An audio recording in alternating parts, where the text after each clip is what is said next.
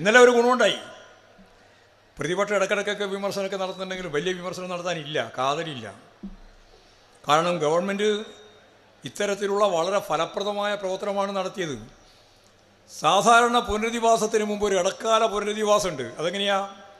School shed അല്ലെങ്കിൽ അവിടെ ഇവിടെ ആരുടെയെങ്കിലും ഒരു വലിയ ഒരു മാർക്കറ്റിൻ്റെ ഭാഗമായി ഒരു സാധനം വാങ്ങി അവിടെ നീ കിടന്നോ, അവിടെ 2-3 കൊല്ലം കിടന്നേ പലരും. 2-3 കൊല്ലം കിടന്നത് അങ്ങനെയാണ്. ദുരന്തമായിരുന്നു ജീവിതം. ഇവിടെ ഗവൺമെൻറ് എന്താ ചെയ്തേ? 1 മാസം പൂർത്തിയാകുന്നതിന് മുമ്പ് മുഴുവൻ ആളുകളോടും പറഞ്ഞു, നിങ്ങൾക്ക് പറ്റാവുന്ന സ്ഥലം നിങ്ങൾ കണ്ടെത്തിക്കോ. സ്കൂളിൽ കിടക്കാൻ പറ്റില്ല, വേറെ എവിടെയെങ്കിലും വരാന്തയിൽ കിടത്താൻ പറ്റില്ല. മറ്റെല്ലാ മനുഷ്യന്മാരും വയനാട്ടിൽ എങ്ങനെയാണോ ജീവിക്കുന്നത് അതുപോലെ നിങ്ങൾക്ക് സ്വന്തമായിട്ട് വീടില്ല. ഇനി ബന്ധുക്കളുടെ വീടുണ്ടെങ്കിൽ അവിടെ, ഇനി ബന്ധുക്കൾക്കും സൗകര്യമില്ല എങ്കിൽ വാടകയ്ക്ക് വീട്. ആ വാടക ഗവൺമെൻറ് കൊടുക്കും. വയനാടിൻ്റെ ഒരു ശരാശരി വാടക കണക്കാക്കിയിട്ട് ഗവൺമെൻറ് പറഞ്ഞു, ഇത്ര വാടക നിങ്ങൾക്ക് തരാം, മാസാമാസം തരാം. 1 മാസം കൊണ്ട് പുനരധിവാസത്തിൻ്റെ ഭാഗമായ താൽക്കാലിക ഷെൽട്ടറുകളിൽ സ്കൂളുകളിലൊക്കെ പാർപ്പിച്ച മുഴുവൻ ആളുകളെയും സ്വന്തം വാടക വീട്ടിലേക്ക് നയിച്ചു. അപ്പോൾ ഒരു സ്വാഭാവിക പ്രശ്നമുണ്ട്.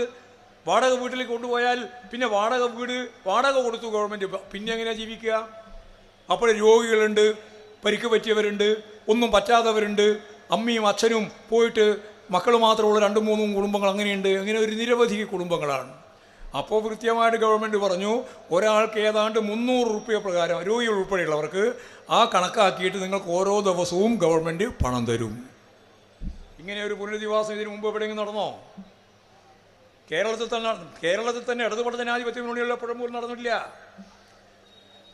ഇപ്പോഴിതെല്ലാം അതിൻ്റെ എല്ലാ അനുഭവത്തിൻ്റെ വെളിച്ചത്തിലാണ് ഇത്തരം ഒരു പരിപാടി പ്ലാൻ ചെയ്തത്. അതുകൊണ്ട് താൽക്കാലിക ഷെൽട്ടറിൽ കിടന്ന് നരകിക്കുന്ന ഒരവസ്ഥ ഉണ്ടായില്ല. കൃത്യമായിട്ട് അവർക്ക് പണം നൽകി. മരിച്ചുപോയവരുണ്ട്, അവരുടെ ആശ്രിതർക്ക് 4 ലക്ഷം വീതം ആദ്യ ഗഡു കൊടുത്തു ഗവൺമെൻറ്, കേരള ഗവൺമെൻറ് 4 ലക്ഷം വീതം. പരിക്ക് പറ്റിയവർക്ക് ഉൾപ്പെടെ പണം നൽകി. ഇങ്ങനെ കേരളത്തിലെ ഇടതുപക്ഷ ജനാധിപത്യ മുന്നണി ഗവൺമെൻറ് കേരളത്തിൻ്റെ ചരിത്രത്തിൽ ഇന്നേ വരെ ഇല്ലാത്ത രീതിയിലുള്ള നല്ല ഇടപെടൽ ഈ പുനരധിവാസവുമായി ബന്ധപ്പെട്ടതിൻ്റെ ആദ്യഘട്ടത്തിലും ഇനി പുനരധിവാസത്തിൻ്റെ അവസാന ഘട്ടം പോകുമ്പോൾ എല്ലാവർക്കും പോലും ഞാൻ നേരത്തെ പറഞ്ഞ ടൗൺഷിപ്പ് അടിസ്ഥാനപ്പെടുത്തിയിട്ട് മുമ്പോട്ടേക്ക് പോകുമ്പോഴും അത് ലോകത്തിന് തന്നെ മാതൃകയാവുന്ന വളരെ പ്രധാനപ്പെട്ട ഒരു പദ്ധതിയാണ് അവിടെ പൂർത്തിയാക്കാൻ ഉദ്ദേശിക്കുന്നത്. അതിന് പണം വേണം. 2219 കോടി എന്നാണ് ഗവൺമെൻറ് ആവശ്യപ്പെട്ടത്.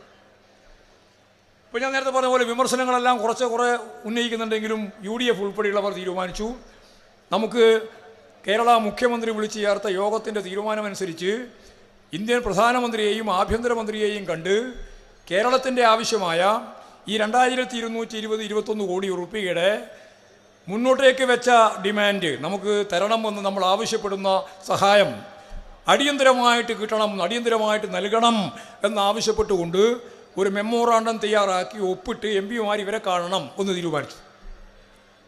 ഇന്നലെ കണ്ടു. അതൊരു പുതിയ മാറ്റം തന്നെയാണ്. ഞങ്ങളതിനെ അംഗീകരിക്കുകയാണ്, സ്വാഗതം ചെയ്യുകയാണ്. കാരണം കേരളത്തിൻ്റെ വികാരമാണല്ലോ, കേരളീയരുടെ പ്രശ്നമാണല്ലോ. ആ പ്രശ്നത്തിലാണല്ലോ കേന്ദ്ര ഗവൺമെൻറ്റിനോട് ഞങ്ങൾക്ക് സഹായം വേണമെന്ന് കേരളം ഒറ്റക്കെട്ടായി അസംബ്ലിയിൽ പ്രമേയം പാസാക്കി ഏകണ്ഠമായിട്ട്. അവിടെയും തർക്കമുണ്ടായിരുന്നില്ല, ഏകണ്ഠമാണ്. ആ പ്രമേയമെല്ലാം ഉണ്ടായിട്ടും നരേന്ദ്രമോദി ഇവിടെ വന്നിട്ടും കണ്ടിട്ടും ഒരു തരത്തിലുള്ള മനസ്സ് അലിവും ഉണ്ടാവുന്നില്ല.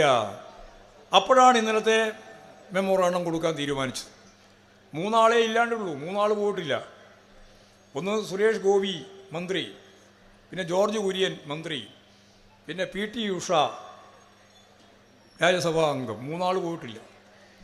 ബാക്കി എല്ലാവരും പോയി, എല്ലാവരും ചേർന്നു. പ്രിയങ്ക ഗാന്ധി ഉൾപ്പെടെ പോയി. സ്വാഭാവികമായിട്ടും വയനാടിൻ്റെ MP കൂടിയാണല്ലോ. അവരെല്ലാം ആവശ്യപ്പെട്ടു കേരളത്തെ സഹായിക്കണം. പക്ഷേ കേരളത്തെ സഹായിക്കുന്നില്ല. എന്തുകൊണ്ട് കേരളത്തെ സഹായിക്കുന്നില്ല എന്ന് ഇവിടെ മാങ്കോട് പറഞ്ഞല്ലോ. നമുക്ക് സഹായമില്ല, എന്നാൽ ആന്ധ്രക്ക് സഹായമുണ്ട്. നമുക്ക് സഹായമില്ല, എന്നാൽ ഗുജറാത്തിന് സഹായമുണ്ട്. എന്നാൽ തെലുങ്കാനക്ക് സഹായമുണ്ട്.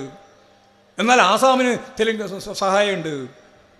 നമ്മളെ അത്രയൊന്നും കുഴപ്പമില്ലാതിരുന്ന സ്ഥലത്ത് 100 കണക്കിനല്ല 1000 കണക്കിന് കൂടിയാണ് കൊടുക്കുന്നത്, ബീഹാർ ഉൾപ്പെടെ.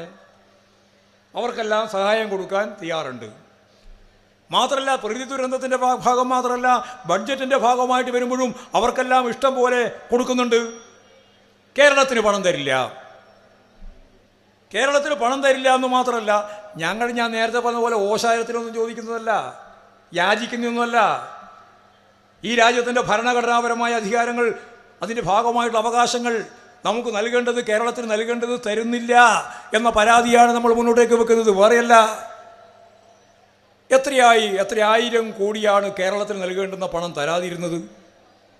ഞാനതിൻ്റെ ആദ്യ കണക്ക് മൊത്തം പരിശോധിച്ച ലക്ഷക്കണക്കിനാണ്. ലക്ഷക്കണക്കിന് കോടി രൂപ കേരളത്തിന് നൽകേണ്ടുന്ന പണം ഈ കേന്ദ്ര ഗവൺമെൻറ് തരുന്നില്ല കുറച്ച് കൊല്ലമായിട്ട്.